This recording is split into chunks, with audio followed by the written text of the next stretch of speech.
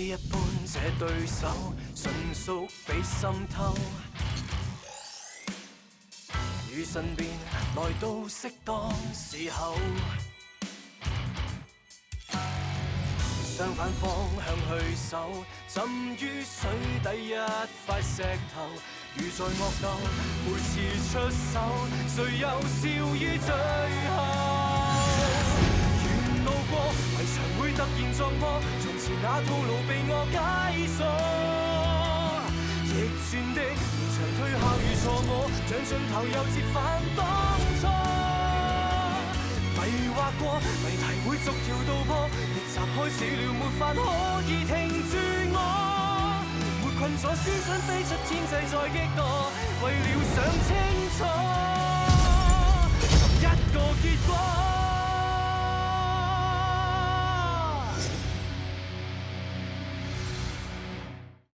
សិនរឿងក្តីនេះបកគលឲ្យលោកអាវិញអាចជួយការងារលោកសិនហើយយ៉ាអ្នកទាំងពីរជាដៃគូល្អនឹងគ្នាមែនក ូនសោនៃរឿងក្តីរត់ចេញពីគុកគឺពេលវេលា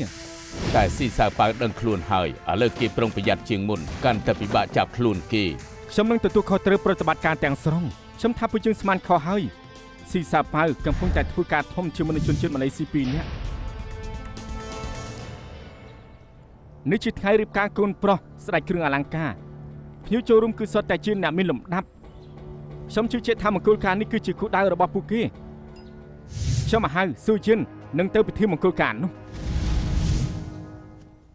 សួស្តីទាំងអស់គ្នាស្វាគមន៍មកកាន់ថ្ងៃមង្គលជឿស៊ីងនិងឈិនឈិនកូនកំឡោះនិងកូនកបំនឹងចេញមកនៅពេលបន្តិចទៀតនេះ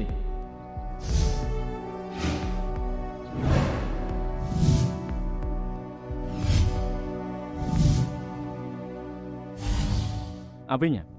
ខ្ញុំសង្ស័យគូដៅរបស់ស៊ីសាប៉ៅគឺមង្គលការកូនប្រុសស្ដេចគ្រឿងអលង្ការខ្ញុំចង់ឲ្យ CIB ទៅរកព័ត៌មានបន្ថែមណាអរគុណលោកនិក ឡើយចិនសឹងជាស្ដេចគ្រឿងអលង្ការមង្គលការកូនប្រុសធ្វើនៅផ្ទះជាលក្ខណៈគ្រួសារប្រព័ន្ធការពារសុវត្ថិភាពគឺតឹងរឹងណាស់ហេតុអីក៏គិតថាទីនោះជាគោលដៅរបស់ស៊ីសាប៉ៅអារម្មណ៍ខ្ញុំប្រាប់ថាអញ្ចឹងតើមកពីលោកគ្រូមកអាចាំងសម្ងាត់ម្នាក់នោះនាំឲ្យអារម្មណ៍លោកប្រាប់ថាអញ្ចឹងមែនដែរទេមិនទាំងស្រុងទេតែខ្ញុំបានចំណេះច្រើនពីគាត់លទ្ធផលគឺស្មើគ្នាវាជាភាពក្លាហានសម្រាប់ចិត្តចោះឬក៏ទុកជាគ្រាប់អាចាំងលោកគ្រូមកអាចាំងម្នាក់នោះគួរឲ្យទុកចិត្តដែរទេមានតែចាំមើលឲ្យថាអារម្មណ៍ខ្ញុំប្រាប់ត្រូវឬមួយក៏អត់លោកនេះលោកជឿលើអារម្មណ៍លោក តែខ្ញុំជឿលើលោកចូលឡានទៅ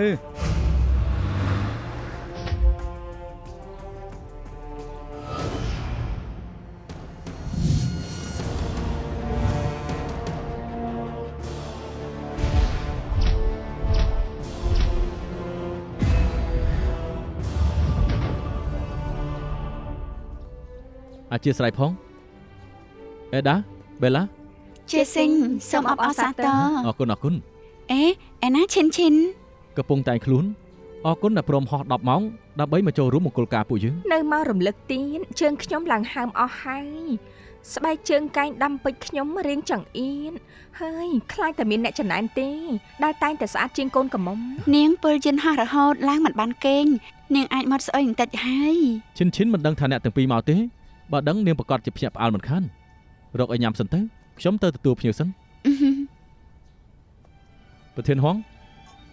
អ្នកស្រីហងសួស្តី សម្លឹងមើលអីឥឡូវឯងចង់បានគេហើយយេ ស្អីឯងខ្ញុំគ្រាន់តែមើលជឿស៊ីងចាប់ដៃជាមួយនឹងប្រធានសម្ព័ន្ធវិញតា ឈប់ធ្វើពុតទៅជឿស៊ីងជាអ្នកស្នងតំណែងស្ដេចគ្រឿងអលង្ការជាមនុស្សមានសមត្ថភាពកាលនៅមហាវិទ្យាល័យឯងគួរតែចាប់គេឲ្យបាន នៅមករំលឹកទៀតហារឿងកន្លងហួសហើយបំភ្លេចចាតែ បានន័យថាឯងបានចាប់គេដែរតែចាប់មិនជាប់រឿងនេះខ្ញុំយល់គេនឹងឈិនឈិនធំឡើងជាមួយគ្នាតាក់ទងគ្នាតាំងពីវិទ្យាល័យដល់មហាវិទ្យាល័យទោះជាឯងអាក្រាតកាយមុខគេក៏គេគ្មានអារម្មណ៍អីដែរ ឈិនឈិនឆ្លាតហើយមានល្បិចច្រើននាងប៉ិនយកចិត្តប៉ះក្មេកណាស់លោកឡោទៀតសោតក៏ចូលចិត្តនាងខ្លាំងដែររៀនចាប់កាន់តំណែងធំនៅក្រុមហ៊ុនក្បែរជឿស៊ីង នាងជាមនុស្សមានសមត្ថភាពណាស់ក្រោយឡើងជា CEO ជំនួញក៏ចាប់ផ្ដើមរីកចម្រើន នាងមានសំណាងពេកហើយរៀបការនឹងកូនអ្នកមានជារឿងល្អមួយតែនាងមិនបាច់ត្រូវទ្រាំទ្រនឹងប៉ាម៉ាក់ក្មេកយូរឆ្នាំម៉ាក់ក្មេកស្លាប់ទៅយូរហើយប៉ាក្មេកវិញមានជំងឺមហារីកធ្ងន់ធ្ងររស់បានតែប្រហែលខែទេពួកគេឆាប់រៀបការគឺដើម្បីនាំសំណាងផ្ទះទ្រព្យទាំងអស់ទៅនាង ចំណែនមែនទេពួកគេរៀបការរួចហើយឯងអាចធ្វើជាស្រីកំណាន់បាន បាទខ្ញុំបានចំណាយទ្រព្យខ្លះធ្វើស្រីកំណាន់ក៏មិនអីដែរ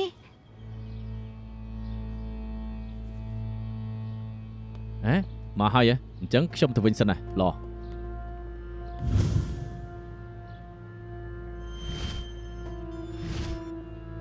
ខ្ញុំទៅហើយឡ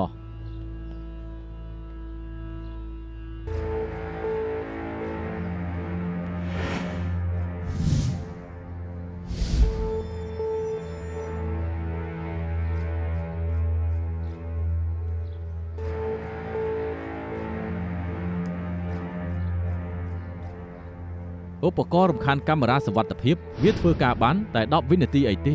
បើនឹងគ្រប់ហើយ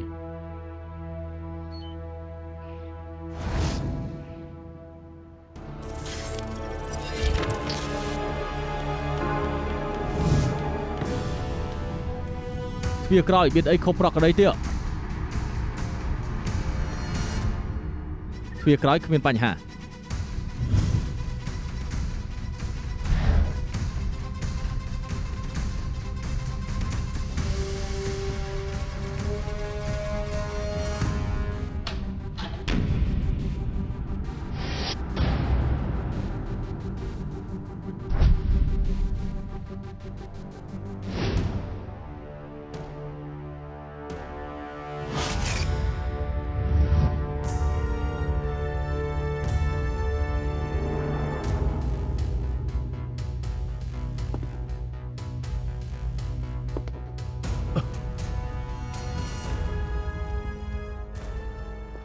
ដូរខោអាវឲ្យខ្ញុំត្រូវទៅទទួលភ្ញៀវ ខានជួបគ្នាយូរហើយ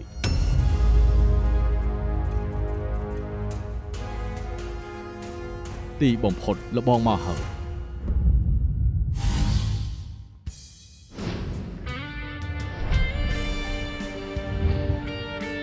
ស៊ីសាប៉ៅបលីណាស្គៀមឈប់កម្រិតកុំកម្រើក សៀមសៀម កម្រើកណាស្គៀម សៀម ណាស្គៀម លេខខ្ញុំលេខខ្ញុំ ណាស្គៀម លេខ សៀមទៅ លេខខ្ញុំ សៀម ណាស្គៀមកុំកម្រើក សៀមសៀម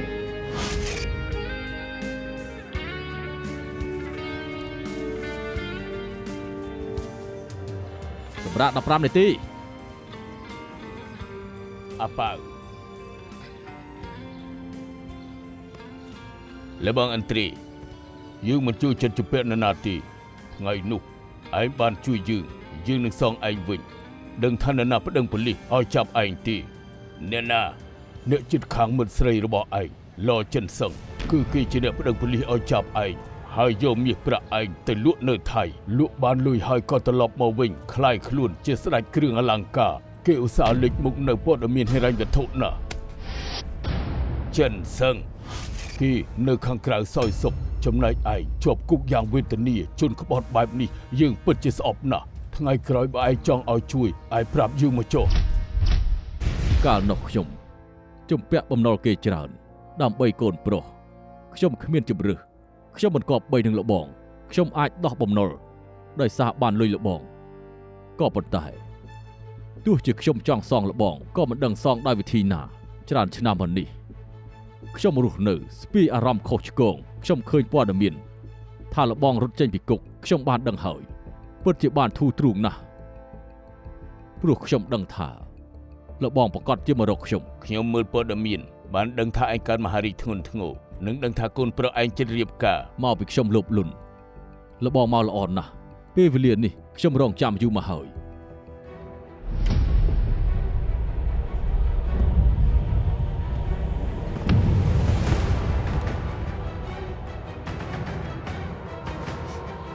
យើងក៏រងចាំឱកាសនេះយូរហើយដែរ ភ្ញៀវកិត្តិយសទាំងអស់កម្មវិធីជិតចាប់ផ្ដើមហើយសូមភ្ញៀវកិត្តិយសរកកន្លែងគួរសម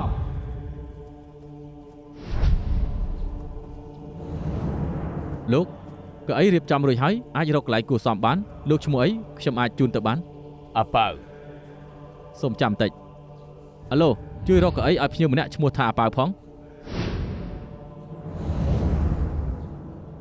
អូសូមទៅផងខ្ញុំនាំលោកទៅកន្លែងអង្គុយ មិនអីទេ សួស្តីតើលោកឈ្មោះអ្វីដែរ អាប៉ៅ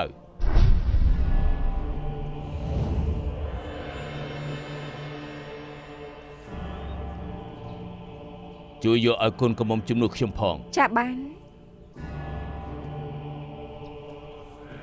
លោកពូនេះធ្វើខ្លួនដូចចម្លែង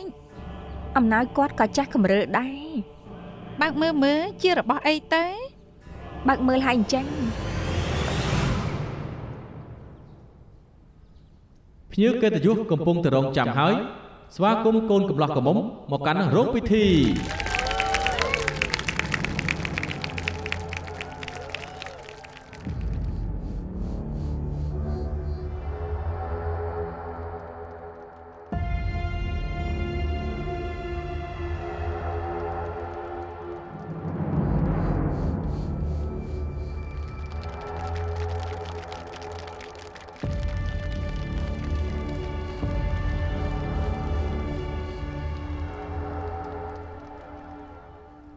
ឈិនសំណាងដល់ហើយបានរៀបការនឹងកូនសេដ្ឋីពាន់លានឥឡូវនាងខ្លាចជាកូនប្រសាពាន់លានហើយ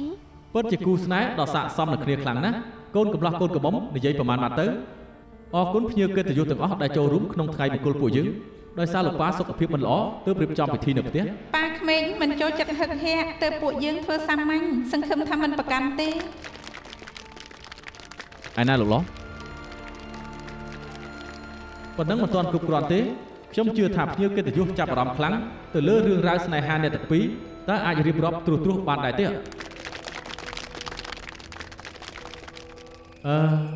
ខ្ញុំនឹងឈិនជួបគ្នានៅបន្ទប់ជួលចាស់ក្នុងតំបន់ស៊ឺសៃវួយពួកយើងរស់នៅបន្ទប់ម្ខាងម្នាក់ខ្ញុំរស់នៅជាមួយប៉ាឈិននៅជាមួយម៉ាក់ម្នាក់គ្មានប៉ាម្នាក់គ្មានម៉ាក់រួចពួកយើងក៏ក្លាយជាមិត្ត កាលពីតូចបងចូលចិត្តធ្វើបាបអូនណាពិសេសពេលអូនក្រំសោះ បងគ្រាន់តែចង់លេងជាមួយអូន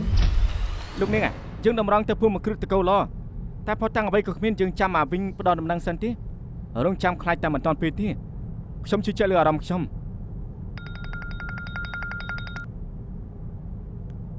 អាវិញបានដំណឹងដែរទេ លោកនិចក៏ដាច់ជនជាតិម៉ាឡេស៊ី2នាក់នោះគឺបេះដូងទេពធីតា ខ្សែកពេជ្រតម្លៃ$400 លាននៅក្នុងកម្មវិធីដេញថ្លៃកាលពី 3-4 ខែមុនមែនទេ ត្រូវហើយ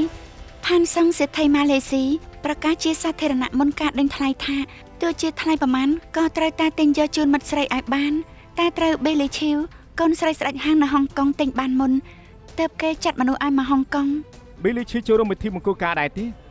មែនហើយពួកយើងរកឃើញទៀតថាបន្ទាប់ពីទិញបានបេលីឈីវមិនដែលពាក់ចូលរួមកម្មវិធីសាធារណៈនោះឡើយព្រឹកនេះនាងបង្ហោះរូបមួយសន្លឹកពាក់បេះដូងទេពធីតាគឺនាងនឹងពាក់វាទៅកម្មវិធី សុំហេតុផលជនជាតិម៉ាឡេស៊ី2នាក់មិនស្គាល់ហុងកុងទេទើបមកសុំជំនួយពីស៊ីសាប៉ៅចង់ធ្វើការប្លន់នៅក្នុងកម្មវិធីដែលអាចមានអ្នកយាមធូររលុងស៊ីសាប៉ៅអាចចេញពីគុកមួយខែដើម្បីធ្វើកិច្ចការមួយនេះណាអាវិញសុំលេខទូរស័ព្ទបេលីឈីវផងណា ក្រោយម៉ាក់ស្លាប់បានប៉ាក្មេងទុកខ្ញុំដូចជាកូនស្រីបង្កើតគាត់ឲ្យខ្ញុំរៀនបានខ្ពង់ខ្ពស់និងផ្ដល់ការងារល្អបំផុតឲ្យខ្ញុំឥឡូវគាត់ថែមទាំងឲ្យប្តីល្អម្នាក់មកខ្ញុំទៀត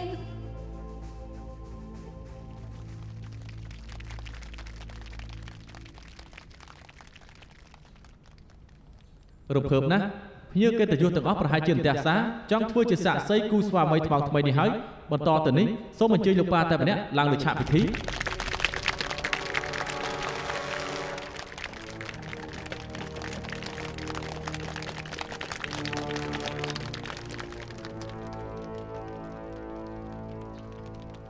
ប៉ា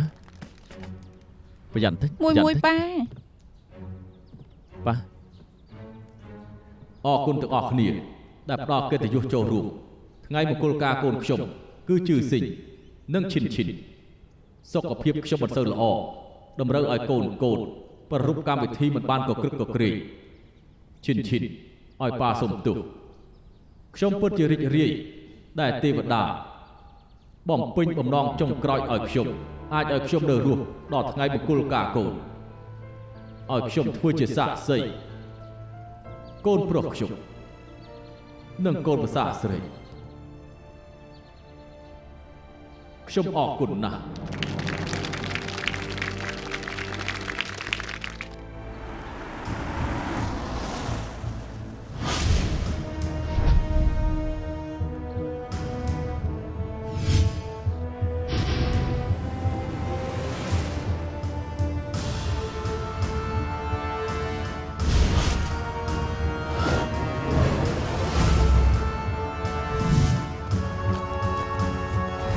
អ្នកនឹងឈឺកម្មវិធីគេជិតចាប់ផ្ដើមហើយ តួសំខាន់តែងតែចេញមុខក្រោយគេអញ្ចឹងហើយ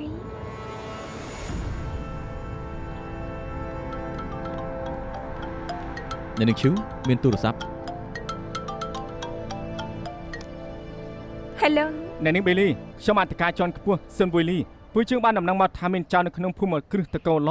ត្រៀមផ្លន់បេះដូងទេពធីតាអ្នកនាងកំពុងតែមានគ្រោះថ្នាក់ហើយណា អ្នកនឹងឈឺ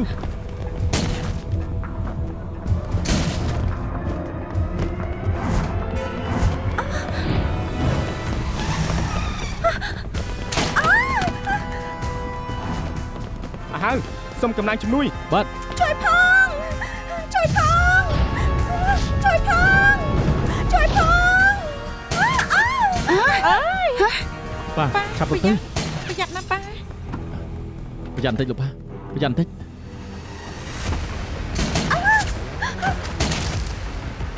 សូមជិះផ្លូវប៉ូលីជិះផ្លូវ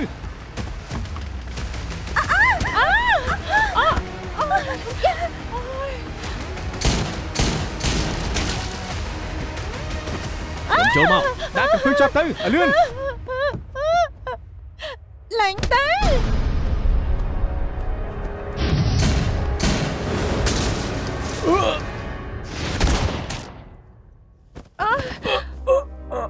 ឈិនអូនចាំបាច់ទៅហើយហៅឡានពេទ្យហៅឡានពេទ្យហៅឡានពេទ្យ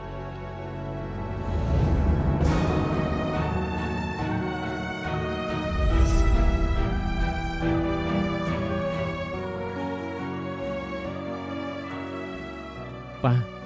ទៅផ្ទះសម្រាប់សិនល្អទេ មែនហើយប៉ាខ្ញុំនឹងជាស៊ីងនៅទីនេះមានរឿងអីខ្ញុំនឹងប្រាប់ប៉ាឲ្យដឹង អត់ទេប៉ាចង់នៅទីនេះ ប៉ូលីត្រូវការលោកដល់សហការស៊ើបអង្កេតផងណា លោកចាប់បានខ្មាន់កំភ្លើង2នាក់ហើយសួរពួកគេទៅមានអីតាក់ទងនឹងប៉ាខ្ញុំ ពួកគេពីរនាក់ត្រូវបានចាប់ខ្លួនហើយសារភាពថាគឺមហាសេដ្ឋីផាន់សឹងបញ្ជូនមកដើម្បីប្លន់ខ្សែកពេជ្រអ្នកនាងឈីវដែលបានចូលរួមពិធីមង្គលការអ្នកទាំងពីរ អញ្ចឹងរឿងបញ្ជាក់ច្បាស់ហើយ នៅមិនទាន់ដោះស្រាយបានទេពីរនាក់នេះថាមិនស្គាល់ស៊ីងសៅប៉ៅមានតែលោកឡម្នាក់គត់ដែលអាចប្រាប់បានថាមូលហេតុអ្វីពិធីមង្គលការស៊ីងសៅប៉ៅជាប់គុកជា20ឆ្នាំជិតដល់ថ្ងៃដោះលែងគេបាយជារត់គេចចេញមកហេតុអីក៏គេហ៊ានប្រថុយជីវិតដើម្បីចូលរួមក្នុងកម្មវិធីនេះហេតុអីហ៊ានលះបង់ជីវិតរងគ្រាប់ចំនួនក្រុមប្រសាស្រីលោកឡជាស្ដេចគ្រឿងអលង្ការស៊ីងសៅប៉ៅគឺជាស្ដេចចៅគំរាមអ្នកទាំងពីរឆ្ងាយណាស់ហេតុអីក៏លោកខ្វល់ពីសុវត្ថិភាពគេម្ល៉េះខ្ញុំអាចជឿដឹងថាក្រៅពីស៊ីងសៅប៉ៅលោកម្នាក់គត់ដែលមានចម្លើយ មិនខុសទេពួកយើងធ្លាប់ស្គាល់គ្នាពីមុនខ្ញុំរស់នៅបន្ទប់ជួរក្រោយហើយពួកគេរស់នៅបន្ទប់ជួរមុខឈិនលបងប៉ោគាត់ជាប៉ាបង្កើតរបស់ឯងណា ប៉ុន្តែម៉ាក់ប្រាប់ខ្ញុំថាប៉ាខ្ញុំគាត់ស្លាប់បាត់យូរហើយ នោះក៏ដោយសារម៉ាក់ឯងបោះបង់លបងប៉ោចោលគាត់ចង់ឲ្យលបងប៉ោឈប់ធ្វើចោលតែគាត់មិនព្រមឈប់បានជាម៉ាក់ឯងមិនព្រមរៀបការជាមួយនឹងគាត់នៅក្នុងសម្បត្តិកំណើតឯងក៏គ្មានឈ្មោះគាត់កាលនោះគាត់នៅបន្ទប់ជួលនៅអាគារចាស់តំបន់ស៊ឺសាវួយហើយចិញ្ចឹមឯងតែម្នាក់ឯងរួចហើយពួកយើងក៏ខ្លាចជាអ្នកជិតខាង ដូច្នេះលោកក៏ស្គាល់គេច្រើនឆ្នាំថែមទាំងជាម្ដងនឹងគ្នាទៀតមែនទេ លបងប៉ៅគាត់តែងតែមកលួចជួបឈិននឹងបានឲ្យលុយពួកគេចាយជារឿយទៀតផងតែម៉ាក់ឈិនមិនទទួលយកទើបលបងប៉ៅឲ្យលុយនោះមកខ្ញុំសូមឲ្យខ្ញុំជួយមើលថែម៉ាក់និងកូនពួកគេប៉ុន្តែមានពេលមួយ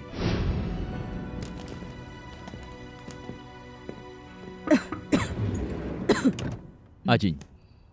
នាងក្អកឡើងមួយខែទៅហើយដូច្នេះទើបខ្ញុំទៅទិញថ្នាំក្អកមកឲ្យ អរគុណអីយ៉ាលបងធ្វើអញ្ចឹងទៀតហើយយកវិញ ជិតដល់ ទៅ ថ្ងៃកំណត់ឈិនយកទៅទិញខោអាវស្អាតឲ្យនាងទៅក្មេងស្រីត្រូវស្លៀកពាក់ឲ្យស្អាតបាត ជឺស៊ីងក៏ត្រូវការលុយទៅរៀនដែរលបងយកវិញទៅ ទុកថាជាថ្លៃម្ហូបដែលធ្វើឲ្យពួកយើងញ៉ាំទៅចោះទទួលយកទុកទៅ ក៏ប៉ុន្តែវាច្រើនណាស់អរគុណអេជឺស៊ីងនឹងឈិនមកពីរៀនលឿនម្ល៉េះ លបងប៉ៅ ថាកុំឲ្យមករកខ្ញុំទៀត នាងមើលទៅគ្រឿងអលង្ការមាសទាំងនេះពួកយើងនឹងរស់ស្រួលរាប់ឆ្នាំ ខ្ញុំនៅមានប្រមាណកាបូបទៀតរៀបចំអីវ៉ាន់នាងនឹងកូនទៅជាមួយខ្ញុំទៅ ខ្ញុំនឹងកូនមិនតាក់ទងនឹងលោកទេពួកយើងមិនចង់បានលើកកខ្វក់ក៏មិនចង់នៅជាមួយលោកដែរ តែនាងក៏ជាកូនស្រីខ្ញុំ នាង ដែរ ប្រាប់តកូលខ្ញុំហើយនាងមិនមែនកូនស្រីរបស់ចៅចេញទៅមិនអញ្ចឹងខ្ញុំនឹងប្តឹងប៉ូលីស របស់ប៉ៅទៅក្រៅសិនទៅកុំធ្វើអញ្ចឹងអីអាជីងកំពុងតែខឹងចាំខ្ញុំជួយនិយាយឲ្យពេលក្រោយ ឯងយកលុយនេះទៅចាំជួយយកលុយនេះឲ្យនាងផងខ្ញុំត្រូវទៅលក់របស់មិនទាន់ឆាប់ចាក់ចេញទេជួយនិយាយនាងឲ្យនាំឈិនទៅជួបខ្ញុំនៅផ្លូវ220ភូមិសន្ហាតំបន់សៃកុង ឡខ្ញុំដឹងហើយ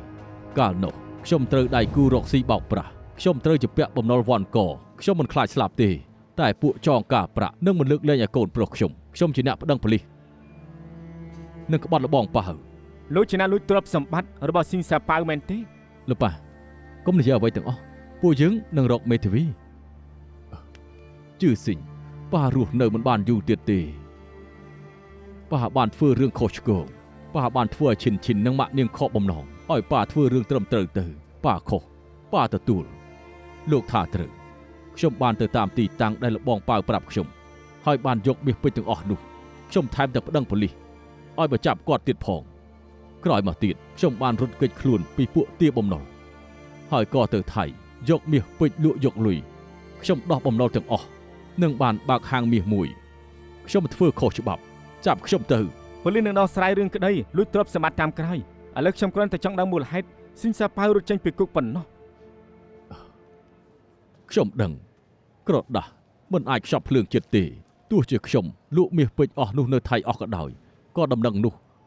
គង់លឺដល់ហុងកុងដែរគាត់ដឹងថាខ្ញុំក្បត់គាត់ពេលខ្ញុំមើលព័ត៌មានឃើញគាត់លួចចេញពីគុកខ្ញុំបានដឹងរួចហើយលបងប៉ៅនឹងមករកខ្ញុំសងសឹកមកពីខ្ញុំលោភលន់ពេកលបងមកល្អណាស់ពេលវេលានេះខ្ញុំរងចាំជាយូរណាស់មកហើយ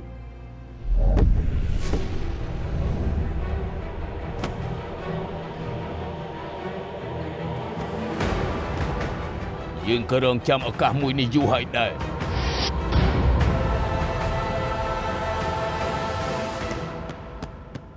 អាសឹងខ្ញុំមកដើម្បីអរគុណឯង លបងមិនមែនមកសងសឹកខ្ញុំទេ មែនហើយដំបូងខ្ញុំចង់សងសឹកមែនតែគិតម្ដងទៀតទៅខ្ញុំគួរតែអរគុណឯងទើបត្រូវខ្ញុំមើលព័ត៌មានហិរញ្ញវត្ថុឈិងខ្លាចជា CEO ក្រុមហ៊ុនឯងគេហៅនាងថាស្ត្រីឆ្នើមធ្វើជំនួញបើឈិននៅជាមួយខ្ញុំនាងនឹងរស់នៅលាក់ខ្លួនដូចពេលនេះអញ្ចឹងតែដោយសារតែបានឯងបីបាច់នាងអាចទៅរៀនមហាវិទ្យាល័យនៅក្រៅប្រទេសនិងមានជីវិតល្អប្រសើរមួយខ្ញុំដឹងថាអាស៊ីងជាក្មេងល្អគ្រប់គ្នាថាគេនៅក្មេងមានសមត្ថភាពស្មោះត្រង់ចិត្តល្អដែលសំខាន់គេល្អដាក់កូនស្រីខ្ញុំរឿងអីខ្ញុំមិនសុខចិត្តចំណែកឯងវិញឯងបានមើលថែប្រពន្ធខ្ញុំនិងកូនខ្ញុំយ៉ាងល្អពេលប្រពន្ធខ្ញុំស្លាប់ឯងថែមទាំងរៀបចំភ្នូរល្អមួយឲ្យនាង ខ្ញុំល្អជាមួយនឹងពួកគេព្រោះខ្ញុំមានអារម្មណ៍ថាខុសលបងប៉ៅខ្ញុំជាពាក់បងច្រើនណាស់ ខ្ញុំជាប់គុកជាង20ឆ្នាំបដូរយកសុភមង្គលកូនស្រីខ្ញុំមួយជីវិតវាសមតម្លៃណាស់នេះមានអនាគតល្អមានស្វាមីល្អមានអ្វីត្រូវខឹងគ្នាទៀតរឿងកាលពីមុនបំភ្លេចចោលទៅខ្ញុំចេញមករកឯងពេលនេះចង់ឲ្យឯងជួយខ្ញុំរឿងមួយ ប្រាប់មកចុះទោះជាត្រូវលះបង់ជីវិតក៏ខ្ញុំជួយលបងដែរ ខ្ញុំចង់ចូលរួមមង្គលការកូនស្រីខ្ញុំបានទិញកាដូឲ្យនាងហើយ ប្រកាសជាបានលបងទៅអង្គុយតុកមុខទៅ អេមិនបាច់ទេខ្ញុំមិនចង់ឲ្យមានបញ្ហារត់តុកក្រោយគេឲ្យខ្ញុំមួយតែជាតុកដែលអាចមើលឃើញកូនស្រី បាទ ពេលចប់មង្គលការខ្ញុំនឹងទៅប្រគល់ខ្លួនមិនថាត្រូវជាប់គុកយូរប៉ុណ្ណាទៀតទេកុំទៅប្រាប់រឿងខ្ញុំទៅនាងបានហើយខ្ញុំមិនចង់ឲ្យនាងដឹងថាប៉ានាងជាអ្នកទោសឲ្យនាងគិតថាខ្ញុំស្លាប់ជារឿងល្អបំផុត លោកកៅអីរៀបចំរួចហើយអាចរកកន្លែងគួរសមបានលោកឈ្មោះអីខ្ញុំអាចជូនលោកទៅបាន អាប៉ៅ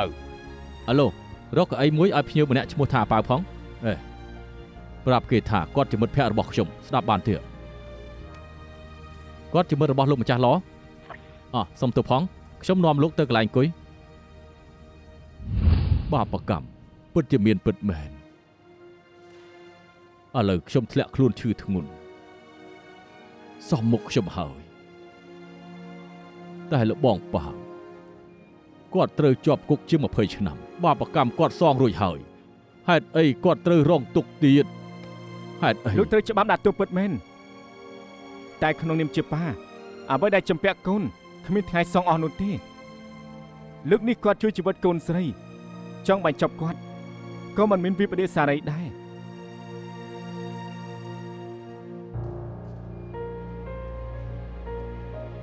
អ្នកណាជាសាច់ញាតិស៊ីសាប៉ៅ នេះជាកូនស្រីគាត់ ក្របបាញ់ត្រូវថ្លើមរបស់គាត់បណ្ដាលឲ្យហូរឈាមច្រើនពេកពួកយើងប្រឹងអស់លទ្ធភាពទៅហើយឥឡូវគាត់នៅដឹងខ្លួនគួរតែចូលទៅមើលគាត់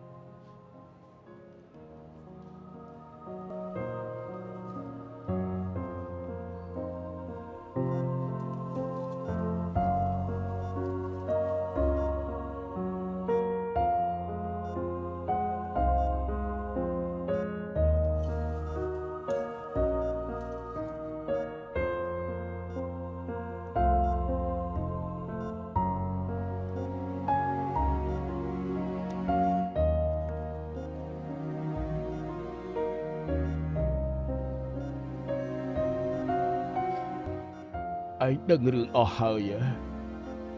អរគុណដែលជួយជីវិតខ្ញុំ ខ្ញុំទីដែលត្រូវសុំទោសច្រើនឆ្នាំមុននេះខ្ញុំមិនបានមើលថែឯងរស់នៅបានសុខហើយតែលើកនេះខ្ញុំបង្ហាញខ្លួនបើជារំខានដល់ពិធីរបស់ឯង អត់ទេអ្នកណាក៏មិនខុសដែរ ខ្ញុំគ្មានបំណងចង់ជួបជុំឯងទេខ្ញុំគ្រាន់តែចង់អង្គុយមើលឯងបានឃើញឯងមានក្តីសុខពីចម្ងាយខ្ញុំយល់គ្មានកូនណាចង់បានប៉ាដូចខ្ញុំទេដែលប្រកបរបរជាចៅលួចឆក់ប្លន់បែបនេះ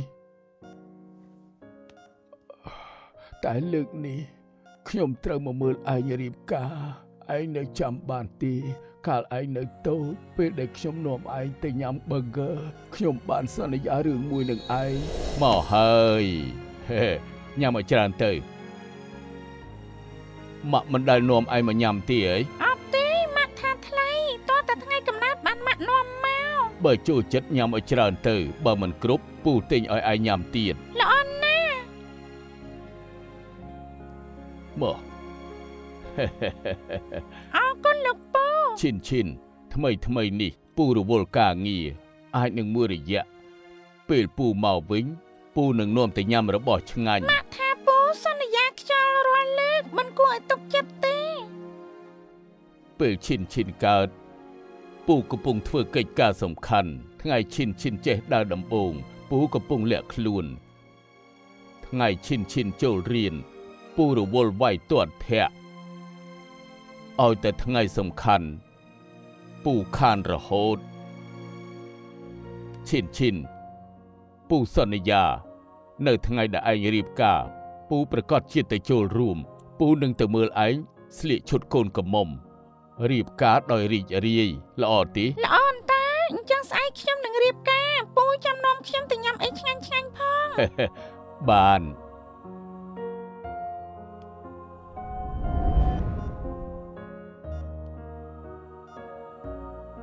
ម្ដងនេះខ្ញុំមិនបានសន្យាខ្យល់ទេអ្វីដែលពូសន្យាពូធ្វើបានហើយជួយយកឲ្យកូនក្រមុំជំនួសខ្ញុំផងអរគុណ ចាបាន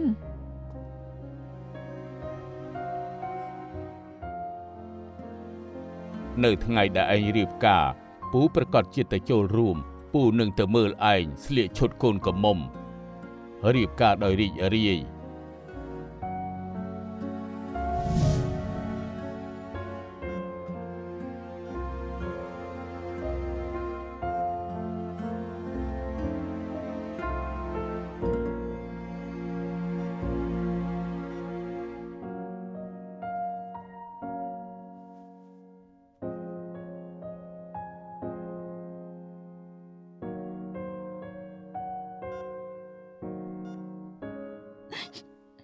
លោកប៉ា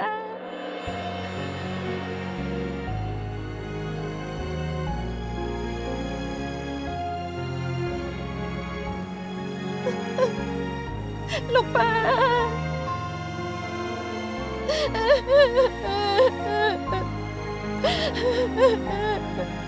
លោកប៉ា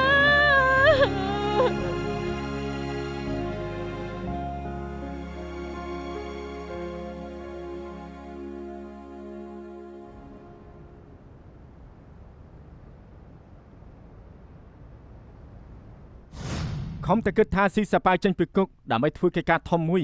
ជាមួយនឹងជនជាតិម៉ាឡេស៊ី2នាក់នោះដើម្បីប្លន់បេះដូងទេពធីតាតែរឿងបែរជាគ្រាន់តែមកចង់ចូលរួមពិធីមង្គលការកូនស្រីដើម្បីបំពេញកិច្ចសន្យាសូមទូលលោកមកខ្ញុំផ្ដល់គោលដៅខុសឲ្យទៅ CIB មិនខុសទាំងស្រុងទេបើមិនមែនលោកនិកផ្ដល់គោលដៅមក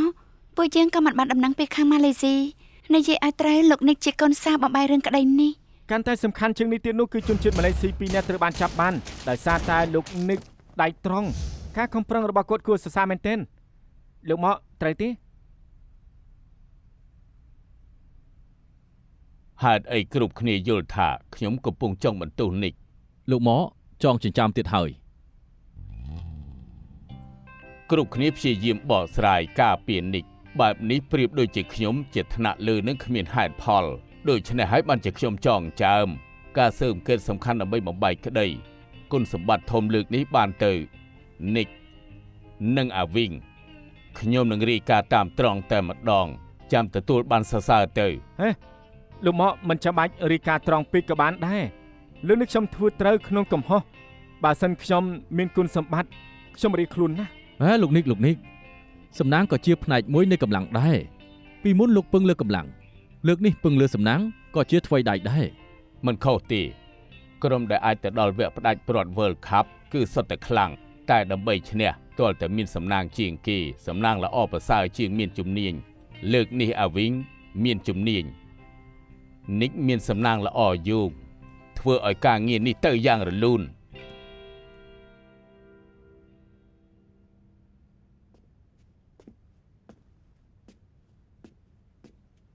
ក្តីស៊ីសាប៉ាវចប់ហើយបងនៅមើលអីទៀតបងកំពុងអានព័ត៌មានកូនស្រីហងឈិញបើកសន្និសីទកាសែតបកស្រាយរឿងគ្រប់យ៉ាងទំលីទំនាក់ទំនងស៊ីងសាប៉ាវថែមទាំងរៀបចំប្រាក់សម្បរិសធម៌ក្រាមឈ្មោះរបស់ប៉ាខ្លួនកូនស្រីធ្វើអំពើល្អដើម្បីប៉ះប៉ូវនៅទង្វើប៉ានាងចំពោះសង្គមទីបំផុតរឿងចប់ហើយប្រហែលថ្ងៃនេះពួកយើងរវល់រៀងខ្លួនមិនសូវបានធ្វើរឿងមនុស្សធំគួរធ្វើទេអេឈប់សិនស្នេហាពួកយើងមានជនទី3ណែណាគឺប៉ារបស់បងពូកែជាងអូនឆ្ងាញ់ណាស់នៅមិនតាន់ភ្លេចទៀតប្រកាសហើយថ្ងៃនោះបងមិនសប្បាយចិត្តគាត់លួងបងបានយ៉ាងឆាប់ប្រជាប្រិយភាពរបស់គាត់អូនប្រៀបមិនបានសំបីបន្តិចបងអត់បដិសេធទេបើសិនប៉ាឆ្លងពេលទៅរាជការឈិញគាត់ច្បាស់ជាត្រូវជាគូប្រជែងជាមួយអូនអាចធ្វើជាមេធាវីដ៏ល្អបំផុតម្នាក់បើគាត់ជាមេធាវីល្អបំផុតអញ្ចឹងអូនជាមេធាវីល្អបំផុតទី2កម្រមានពេលអូនទទួលយកការចាញ់ណាស់អូនសរសើរប៉ាបងឥឡូវនេះអ្នកទាំងពីរសរសើរគ្នាទៅវិញទៅមកហើយណោះបើអាចអូនជួបគាត់លឿនជាងនេះតែបើប្រៀបនឹងគាត់អូនអន់ជាងគាត់ឆ្ងាញ់ណាស់ពួកយើងជាគ្រួសារតែមួយការដែលសំខាន់បំផុតគឺការស្រឡាញ់គ្នាទៅវិញទៅមកពួកយើងមិនទាន់រៀបការបងគិតតែម្នាក់ឯងប៉ុណ្ណោះអត់ទេ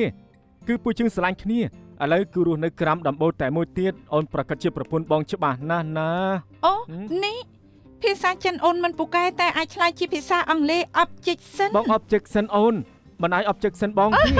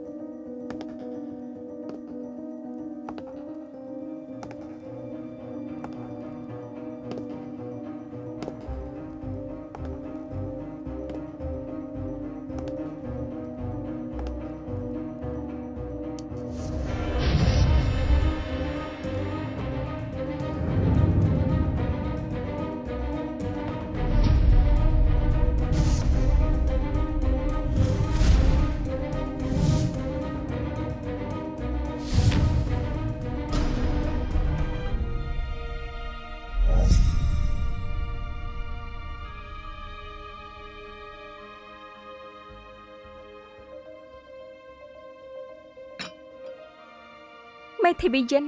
លោកជាអ្នកថែរក្សាទ្រព្យសម្បត្តិខ្ញុំជាមេធាវីតំណាងស្របច្បាប់តែងតាំងដោយតុលាការ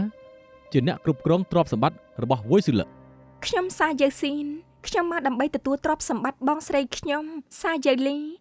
ដែលជាកម្មសិទ្ធិបងថ្លៃខ្ញុំអ្នកស្រីយូលីទ្រព្យសម្បត្តិរបស់គាត់ដែលអ្នកនាងកំពុងតែនិយាយការពិតជាទ្រព្យមរតករបស់លោកស៊ឺវុយលឹកខ្ញុំអានច្បាស់ក្នុងនាមជាប្អូនស្រីអាចទទួលបានទ្រព្យពាក់កណ្ដាលឲ្យខ្ញុំសុំទៅផងនេះបើយោងតាមឯកសារចុះបញ្ជីមរតកអ្នកស្រីយូលី គ្មានសាច់ញាតិទាំងនៅហុងកុងនិងនៅថៃ លោកប្រហែលគិតថាបងស្រីខ្ញុំជាកូនកាត់ថៃចិនហើយតាមពិតខ្ញុំនឹងគាត់ធំឡើងនៅស្រុកខ្មែរមានឆ្នាំមួយភ្លៀងធ្លាក់ខ្លាំងទឹកជំនន់ជន់ជោភូមិយើងទាំងមូលត្រូវបានលិចទឹកហើយពួកយើងក៏បែកគ្នាទៅខ្ញុំគិតថាគាត់ត្រូវទឹកគួចយកទៅបាត់ហើយតែមិនស្មានថាគាត់ត្រូវពួកជួញដូរមនុស្សចាប់ជំរិនខ្ញុំនៅស្រុកខ្មែរអស់ជាច្រើនឆ្នាំតែគ្មានដំណឹងពីគាត់ដល់ថ្មីនេះខ្ញុំឃើញគាត់នៅក្នុងទស្សនាវដ្តីហុងកុងតាមពិតគាត់រស់នៅបដូរឈ្មោះហើយឥឡូវគាត់បានស្លាប់បានសូម្បីជួបគាត់ជាលើកចុងក្រោយក៏មិនបាន ចូលរួមសោកស្ដាយផង អរគុណ ខ្ញុំមើលដឹងថាអ្នកទាំងពីរមានទំនាក់ទំនងស៊ីជម្រៅតែបើគិតតាមច្បាប់ទាមទារឯកសារបញ្ជាក់ទំនាក់ទំនងអ្នកនាងនិងអ្នកស្រីយូលី ខ្ញុំមានឯកសារមេធាវីយិននេះជារូបថតខ្ញុំនិងបងស្រីកាលពីក្មេងនេះជាសម្បត្តិកំណើតខ្ញុំកាលនៅស្រុកខ្មែរនិងអតីតនាយកសាលានិងលោកមេភូមិជាឯកសារដែលមានសញ្ញាពីសាច់ញាតិនិងអ្នកភូមិបញ្ជាក់ថាខ្ញុំនិងយូលីគឺជាបងប្អូនបង្កើតគាត់ជាបងស្រីខ្ញុំ អ្នកនាងថាឯកសារដែលផ្ដល់នេះបញ្ជាក់បានតែអត្តសញ្ញាណបើមិនអាចបញ្ជាក់ពីទំនាក់ទំនងនាងជាមួយអ្នកស្រីយូលីនោះមិនអាចដាក់ពាក្យសុំមរតកបានទេ ហេតុអីចាំបាច់ធ្វើឲ្យពិបាកខ្ញុំតាមរកគាត់នៅស្រុកខ្មែរយូរហើយខ្ញុំជិះយន្តហោះពីស្រុកខ្មែរមកហុងកុងដើម្បីរកបងស្រីដែលស្លាប់ឥឡូវលោកថាខ្ញុំមិនមែនប្អូនស្រីគាត់ អ្នកនាងតិចចិត្តសិនទៅ ឲ្យតិចចិត្តយ៉ាងម៉េចទៅលោកមើលរូបថតនេះទៅពួកខ្ញុំដូចគ្នាណាស់មើលទៅហេតុអីទុកជាផុសតាំងមិនបានមេធាវីយិនលោកគ្រប់គ្រងទ្រព្យសម្បត្តិបងថ្លៃខ្ញុំបងថ្លៃស្រឡាញ់បងស្រីខ្ញុំណាស់បងស្រីខ្ញុំស្រឡាញ់ខ្ញុំណាស់លោកកំពុងតែប្រឆាំងបំណងពួកគាត់ហើយ តាមផ្លូវច្បាប់បើគ្មានឯកសារបញ្ជាក់ត្រឹមត្រូវអាចផ្ដល់ជាឯកសារពិនិត្យ DNA តែបើតាមខ្ញុំដឹងអ្នកស្រីយូគ្មានបន្សល់ទុកគំរូ DNA ទេ មេធាវីយិនលោកកំពុងតែឲ្យខ្ញុំធ្វើរឿងមិនអាចទៅរួចទៀតហើយខ្ញុំបែកពីបងស្រីខ្ញុំអស់ជាច្រើនឆ្នាំហើយឥឡូវគាត់ស្លាប់បាត់ហើយតើឲ្យខ្ញុំទៅរកលទ្ធផល DNA បានដោយរបៀបណាទៅមេធាវីយិនលោកក៏មានគ្រួសារដែរត្រូវទេខ្ញុំខំតាមរកបងស្រីច្រើនឆ្នាំហើយទ្រព្យសម្បត្តិទាំងនេះជាការខំប្រឹងមួយជីវិតរបស់គាត់ខ្ញុំមិនអាចឲ្យអាសាបងទេខ្ញុំសូមវល់លោកផងចុះសូមជួយខ្ញុំផងច្បាប់ក៏មានមនោសញ្ចេតនាដែរ អ្នកនាងសាខ្ញុំក៏ចង់ជួយអ្នកនាងដែរប៉ុន្តែច្បាប់គឺនៅតែជាច្បាប់ឬអាចនិយាយបានថាច្បាប់មកមុនមនោសញ្ចេតនាគ្មានឯកសារឬក៏លទ្ធផល DNA ខ្ញុំមិនអាចជួយបានទេ ខ្ញុំយល់ហើយសុំទៅផងដែលរំខានពេលមេធាវីយិន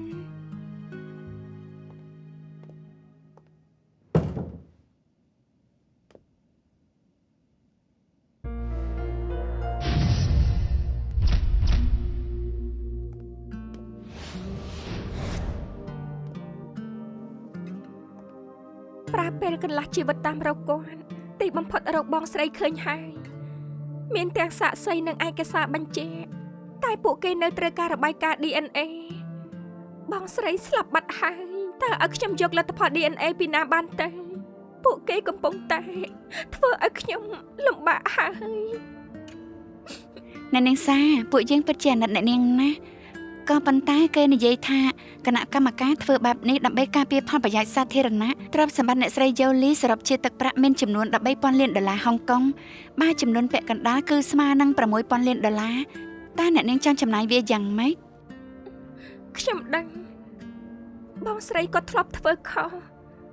គ្រប់គ្នាគិតមិនល្អចំពោះគាត់តែពេលគាត់នៅតូចមិនមែនអញ្ចឹងទេគាត់ជាមនុស្សល្អចូលចិត្តជួយអ្នកដទៃបំណងដ៏ធំបំផុតរបស់គាត់គឺចង់ធ្វើកម្មវិធីសប្បុរសធម៌អរគុណខ្ញុំដឹងថាគ្រប់គ្នាគិតថាខ្ញុំលោភលន់តែការពិតខ្ញុំគ្រាន់តែចង់តាមរកបងស្រីប៉ុណ្ណោះហើយខ្ញុំគ្រាន់តែចង់យកលុយនោះបំពេញបំណងចុងក្រោយរបស់គាត់ មេធាវីសាវមើលតាមករណីអ្នកនាងសាហេតុអីបានជានាងមិនអាចទទួលមរតកបងស្រីរបស់គាត់ ដំបូងយើងត្រូវយល់វាជាគោលការណ៍ច្បាប់នៃមរតកករណីអ្នកស្រីយូលីពេលដែលនាងស្លាប់បាត់មិនបានធ្វើបណ្ដាំនាងគ្មានសាច់ញាតិមានតែប្តីដែលនៅរស់សរុបមកគឺប្តីនាងជាអ្នកដែលទទួលមរតកតែម្នាក់គត់ ចុះបើក្រោយមកអ្នកស្រីយូលីមានប្អូនស្រីម្នាក់តែអាចមានការផ្លាស់ប្ដូរទេ ប បាននាងសាអាចបញ្ជាក់បានថាខ្លួនជាប្អូនស្រីបង្កើតរបស់យើលីនាងមានសិទ្ធិទទួលបានទ្រព្យសម្បត្តិពាក់កណ្ដាល ធ្វើម៉េចទើបអាចបញ្ជាក់ត្រឹមត្រូវតាមច្បាប់ ជាវិធីសាមញ្ញនិងផ្អែកតាមវិទ្យាសាស្ត្រគឺលទ្ធផល DNA តែគួរឲ្យស្ដាយអ្នកស្រីយើលីមិនបានបន្សល់ទុកគំរូ DNA នៅមានវិធីល្អទី2ដែលនាងសាត្រូវរកឯកសារផ្លូវការដែលអាចបញ្ជាក់ពីទំនាក់ទំនងបងប្អូនស្រី បានអ្នកនាងសាមិនអាចរកឯកសារផ្លូវការមកបញ្ជាក់តើមានវិធីផ្សេងទេ នៅមានវិធីមួយទៀតគឺអ្នកនាងសាដាក់ពាក្យបណ្ដឹងទៅតុលាការហើយនាងអាចបញ្ជាក់ចំពោះតុលាការថានាងជាប្អូនស្រីអ្នកស្រីយើលីរួចលោកវួយស៊ឺលឹកនឹងលែងជាម្ចាស់ទ្រព្យតែម្នាក់ទៀតហើយគឺតម្រូវឲ្យអ្នកនាងសាពាក់កណ្ដាល មានមើលរបាយការណ៍ថ្មីនេះទេ លោកមកចង់សំដៅលើសារយូយសានណា នារីម្នាក់នេះអះអាងក្តែងថាជាប្អូនស្រីសាយើលីដែលបានបែកគ្នាច្បាស់ជាចង់បានការចាប់អារម្មណ៍ហើយមុខកាមេរ៉ាអះអាងថាខ្លួនស្អាតស្អំ នឹងអាចសម្ដែងថាជាសានសមតែមុខនាងដូចជាយ៉ូលីណារូបរាងគេក៏ដូចគ្នាមានតែចាំមើលតឡាការថានាងបានលុយឬមួយក៏អត់ ខ្ញុំបារម្ភនាងបានលុយនោះលោកបារម្ភនាងមិនមែនចង់បានតែលុយតែនៅចង់សងសឹកឲ្យបងស្រីប្រឆាំងនឹងហុងកុងបើនិយាយឲ្យច្បាស់ទៅយើលីជាមេខ្លោងនៃរឿងក្តីចាប់ខ្លាវួយស៊ឺលក្ខគ្រាន់តែជាអ្នកផ្សំគំនិតម្នាក់ដែលអះអាងថាជាប្អូនស្រីយើលីពួកយើងមិនស្គាល់ប្រវត្តិនាងច្បាស់ទេខណៈពេលនេះពួកយើងមិនអាចសន្និដ្ឋានអ្វីរឿងមួយគត់ដែលត្រូវធ្វើគឺប្រុងប្រយ័ត្នឃ្លាំមើលយើសៀនយកចិត្តទុកដាក់នឹងរឿងក្តី ដឹងហើយ 非一般這對手，純屬比滲透。與身邊來到適當時候，相反方向去守，浸於水底一塊石頭。如在惡鬥，每次出手，誰又笑於最後？沿路過，圍牆會突然撞破，從前那套路被我解鎖。逆轉的連場推敲如錯我，像盡頭又折返當初。迷惑過，謎題會逐條道破，逆襲開始了，沒法可以停住我。沒困咗思想飛出天際再激盪，為了想清楚，尋一個結果。